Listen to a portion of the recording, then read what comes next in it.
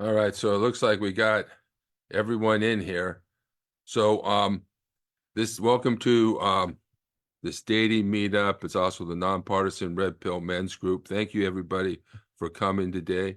And what we're going to do, and to join these meetups, these meetings, just go to tinyurl.com/redpillmen to register for future events. Next month, we're doing an event on the alpha male. Of course, women are welcome to come and participate. We need allies. So what we're going to do is what we're doing is a book study, the book called The Rational Male by Rollo Tomasi. And we're doing this section on buffers against rejection in dating. All right, so just to comment, just raise your hand. And feel free to just open your mouth. Upcoming V-Day. Is that Veterans Day that you're talking about, Bob? Hey, Matthew, thank you for coming. So does anybody have any comments on that? Questions? Ideas? We talked about a lot of things like, go ahead, Kathy. I was gonna ask the same question also because for me Valentine's Day is I always um like kind of wish that I had like a Valentine just so that the the Valentine's Day thing is not as I guess miserable, like when you don't have a like if I don't have a boyfriend or someone, it's like the Valentine's Day thing seems um just miserable. It's just, and then at that time I would just just be grateful, I guess, for the friends that I have. It's like Valentine's Day becomes a day when I uh would just reach out to my friends and say happy Valentine's Day to them, because Valentine's Day, a lot of it is many people think it's for couples, and in my opinion it kind of is, but then it's also for like everyone. Like it could be for your family members, it could be for your friends as well. I actually had a time when I just on Valentine's Day I just went out with my friend, um like a girl, because I didn't have a boyfriend.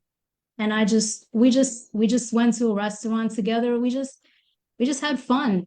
We just we sat there and we had fun. We saw couples there, but we were just enjoying being friends. And another time I went to on Valentine's Day, I went to Times Square with a casual friend. He was a guy, but he was casual. There was nothing like, we weren't romantically involved. And I felt better because he was a guy, at least, that I was able to ask, could we would you like to hang out on Valentine's Day? And he was okay with it. And like other times it was just, it just becomes like a day to just kind of appreciate your friends. You don't, if I don't have a boyfriend or a husband, it's like appreciate my friends. Mhm. That's what it becomes. Yeah, I yeah, Valentine's Day. Thank you. The V-Day is Valentine's Day. Yes, B day, B Yeah, day. V-Day. Um, Yeah, I'm wondering, and one of the things is that um, women are getting hit on all the time. So w- it seems like, I mean, for men, I know we have trouble getting dates, but I'm wondering what's going on with you, Kathy. How come you don't have a boyfriend? I don't really, I don't know. I mean, I had an experience a long time ago and I, I don't even really know. I don't know how to answer that question. No, I don't have a boyfriend. That's why I'm in this group because Okay. a lot of things have happened and things that I've not wasn't intentionally wanting to happen, but there's things that happen. And so that's why I'm in this group. Okay. So guys are asking you out, right? Because you might have some buffers up yourself that are keeping you from dating, something that is going on your mind when a guy asks you out and you say no. You The following the me? thing is, well, the thing is, I guys will interact with me, but Mhm. they don't ask me out on dates. Like they do like like interactions, but I don't get asked out on dates. Mhm. I Mhm. mean, I will be honest here, like the times when it was easy to get a date was during high school and college Mhm. because I was in school. But after that, um, after college was over, uh, I went to a dating website, and that dating website um, led me to someone on there told me about a social media, MySpace. Mhm. So that's when I started connecting with a lot of people that I went to school with, like high school, Mhm. some people from college, some people from jobs that I knew that I had. And I had a lot of interaction with people there. So MySpace then led on to Facebook. And Mhm. I created a Facebook account Mhm. and I connected to people also on Facebook. Mhm. But then I got into a little issue with someone, like a problem with someone that it wasn't my intention Mhm. to make this person feel like I didn't like him, Mhm. but he took it that way. Mhm. And it didn't and it wasn't uh like it's an issue that is ongoing. Mhm. And right now, I meet guys, they interact with me, but I don't really get asked out on dates. Mhm. I'm it seems like you have a lot of electronic accounts, Facebook and all that may and MySpace, which may be keeping you, but I'm surprised you're not getting asked out on dates. Um, at least now, are you on a dating app? Okay, well, recently, I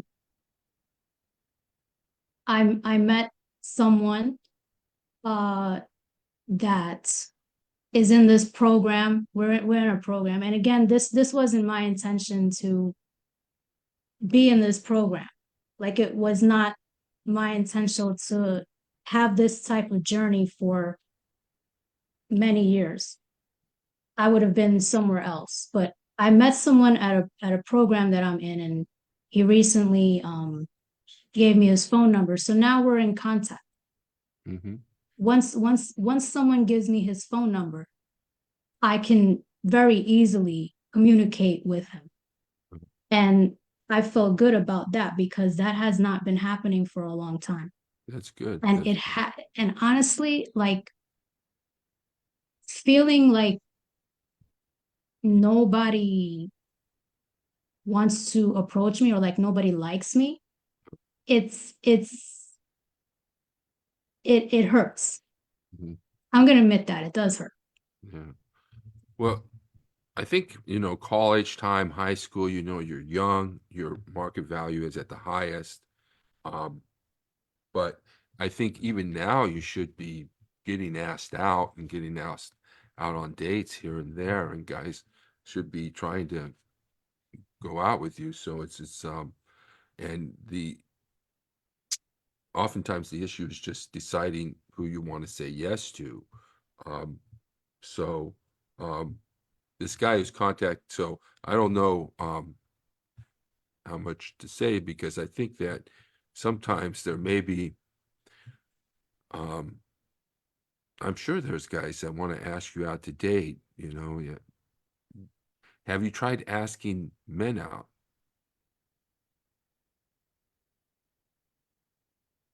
Um, not really. I think if you're not getting asked out on dates, it could be a variety of reasons. Men are a little bit hesitant to ask, maybe they're things like that. And then of course you can get rejected.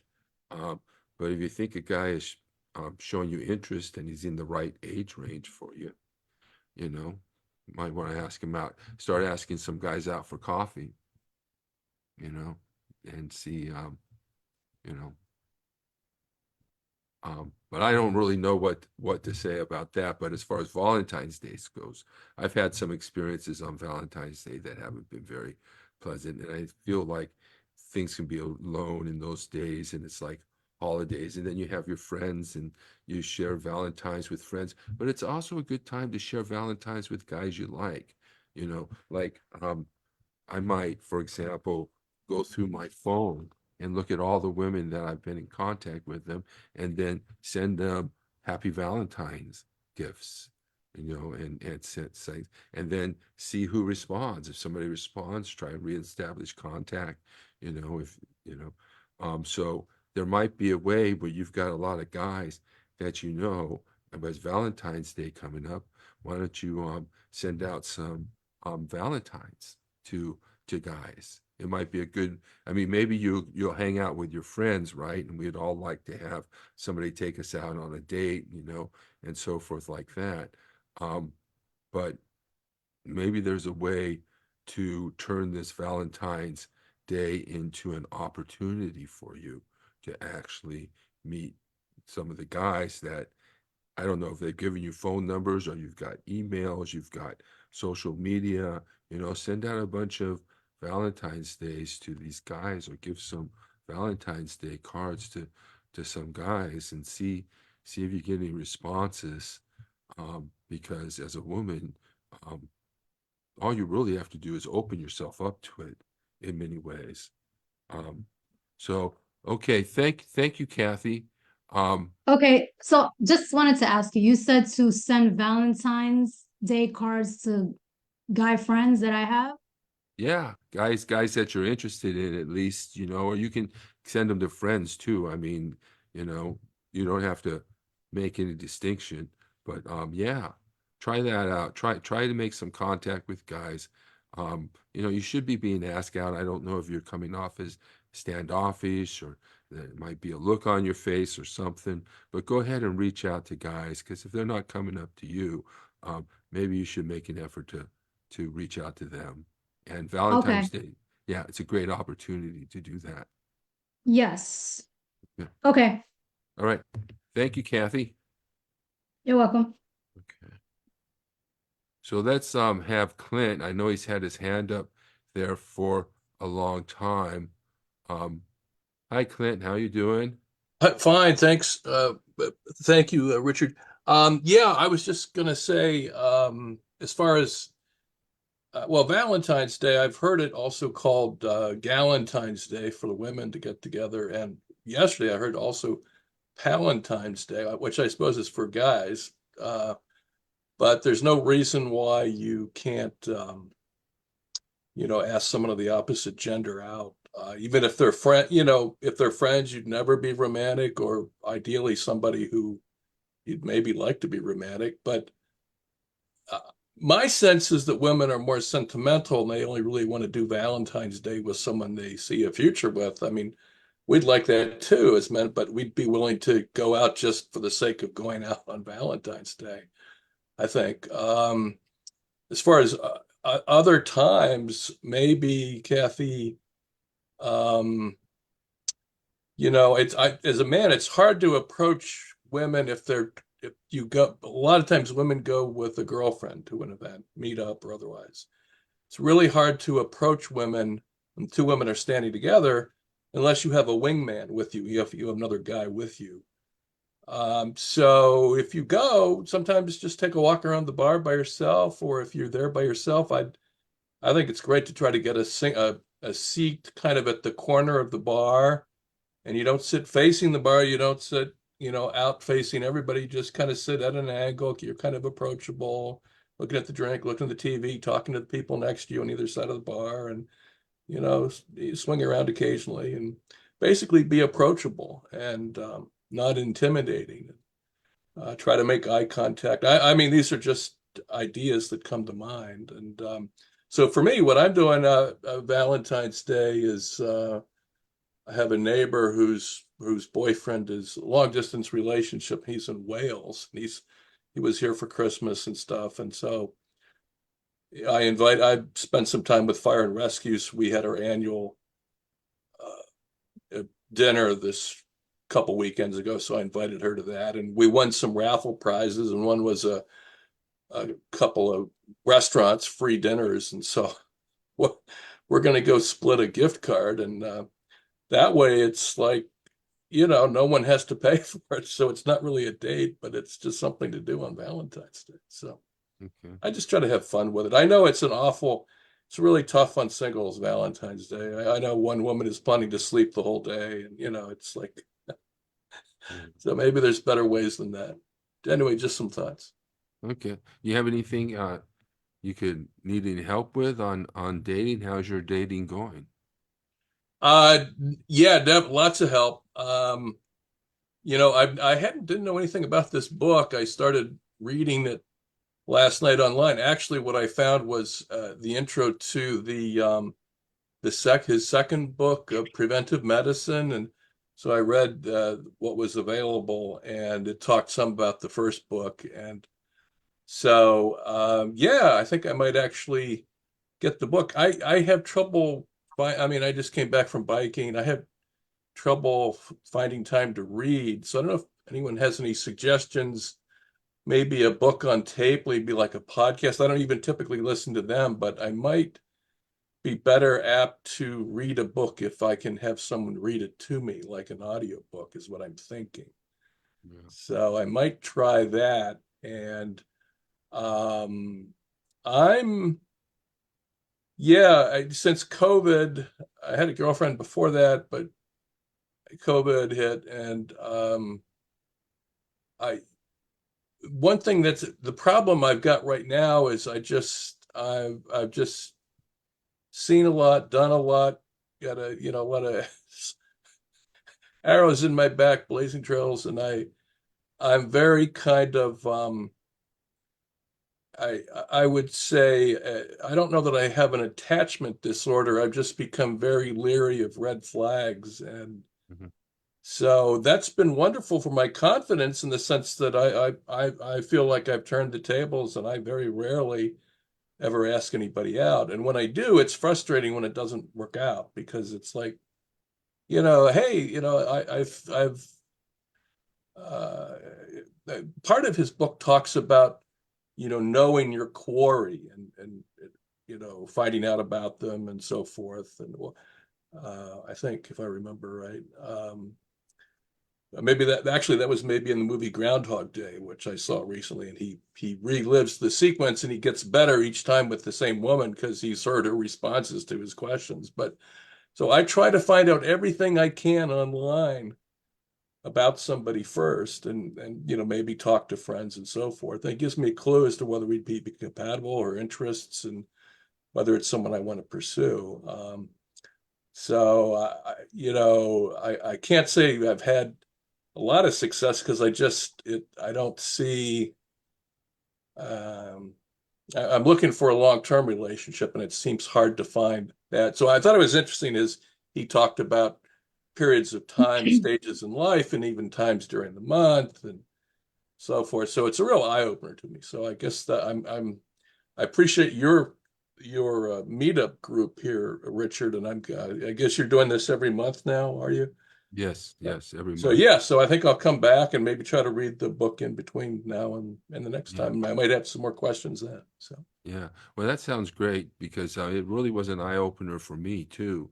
I It was painful. Sometimes it's painful, you know. yes, Yeah, very much so. and and I've I've had a history too of a lot of abuse, and so the pain is exacerbated. So it's still painful Yeah. in many ways. But one of the things I'm doing is I've realized that the problem I have with women is not my looks, it's not my body, um, it's with money. You know, I Hmm. don't have, a nice, super nice place. I don't have a super nice car. I don't have a lot of extra disposable income. So that's my biggest problem with women. So I'm working on those things. I used to have a friend come over and clean, but I can't really afford that. I need the money. So I do that myself so that when I bring a woman over, I've got, um, I'm not chasing her away. I need a new car. I need a different car. I Yeah, need, same here. I mean, I had a Mercedes, I had a nice house because those all got taken away in the divorce, and then yeah, so now I'm practicing minimalism and trying to saving money and trying to figure out yeah, a lot of the problem is also a lot of women these days, they have children and they didn't go off to college. If they did, they've come back and they're living in the basement, or yeah, it can be really hard to find a place to be alone unless you have your own place. I mean, before I got married, I had a nice bachelor pad with a leather couch and leather recliner and a fireplace and remote controls and the lights and the music. It was nice, but I guess I'd have to. I don't know. It's a different world these days. So yeah. Well, you still need those yeah, I things. think you're right. That's what I've got to achieve because I can't count on going back to the woman's place. 'Cause the kids, they may no longer be living in their childhood bedroom, but they're still in the house, and there's no guarantee that they're going away at 18 or not coming back or just home for the summer or something. It's can be complicating, I think. Yeah, yeah. So if we focus on some of our person improving ourselves so that we're better, and then also our own health and well-being and goals and objectives in our own life, not putting women first in our life. And Yes. then yeah, and so those are all helpful things. Um, Yeah. but one thing I do though is um, I really recommend just, not sort of screening too heavily at the beginning. You might see some red flags here and there, and you'll learn that after a few whiles. But it really is a number game, and I think you should try and um, shoot out the numbers. Try and ask more women out. Don't knock them out like he said. Oh, that woman's out of my league. Maybe I shouldn't ask her. That woman over there, she's with a bunch of people. Well, I'm not saying those are uncomfortable situations, but find opportunities to ask women out on dating apps and stuff, and don't be too selective. Women are very selective, but men, I think we just need to scatter shot. Maybe a Yeah, I think shotgun that's approach. especially true on the dating apps. One question I have, the meetup groups before COVID, you could ask somebody out from a meetup group, and if it didn't work out, another meetup event, there might be 50 people, and you could hang out on opposite sides of the bar and avoid each other if you wanted to. But after COVID, they're a lot smaller. It's really hard to avoid running into people. And if you're in a meetup group that you like, to me, it makes it really complicated. Like, this doesn't end well. Am I kind of banishing myself from this group until to avoid her and or don't go if she's showing up? I don't know if you have any advice on how to handle that situation or encountered it before. Yeah, I haven't really encountered it before. Sometimes, well, it's best to try and leave on as best terms as possible. But if you can't, yeah, try and avoid each other. But there's plenty of groups out there too that you can go to, and if it's just one person, you're probably going to be able to avoid the person. You might not feel comfortable in the meetup group when you met her, but I don't know. You just have to sort of force yourself through that, and hopefully not have such a negative situation where you can't run into each other and say hi in the further. That's one thing to try and do. But Yeah, the problem is some of these people, the ones that live close by, are in multiple meetup groups. So no matter where you go, you're going to run into them unless you drive some further geographic distance. But so that's part of it. But yeah, I agree. Ideally, two adults should be able to part on good terms. But if not everybody acts as a responsible adult, and then where drinking's involved, it can be problematic. So I'm trying to steer clear of that, but maybe I need to just try to take more chances or something. yeah, and focus on just presenting yourself well and stuff like that, and trying to make a good first impression with the people that you do meet, and try and ignore the women who have given you a hard time or you didn't get along with or something like that. Just try and ignore them as best you can, and don't take Okay. it personally. Don't take it Yeah, personally. right. They're looking for somebody else, or it didn't work out, or not the right chemistry or personality conflict or whatever. Yeah. So, okay, good advice. I appreciate it. Thanks, Richard. You're welcome, Clint. Thank you for coming. You're welcome. Thank you. All right. What is a failed coup? Is it a loss? A defeat? A victory for the good guys? What happens to those who perpetrated the coup? Are there consequences? Or do they remain in power? And if they do, when are we safe? What will stop them next time? Donald Trump's campaign is obsessed with the past. He's willing to sacrifice our democracy, put himself in power. Not America, not you. A failed coup with no consequences is just a training exercise for the next attack. I am your voice. I am your warrior. I am your justice. I am your retribution. And make no mistake, they're going to try again. Unless you stop them.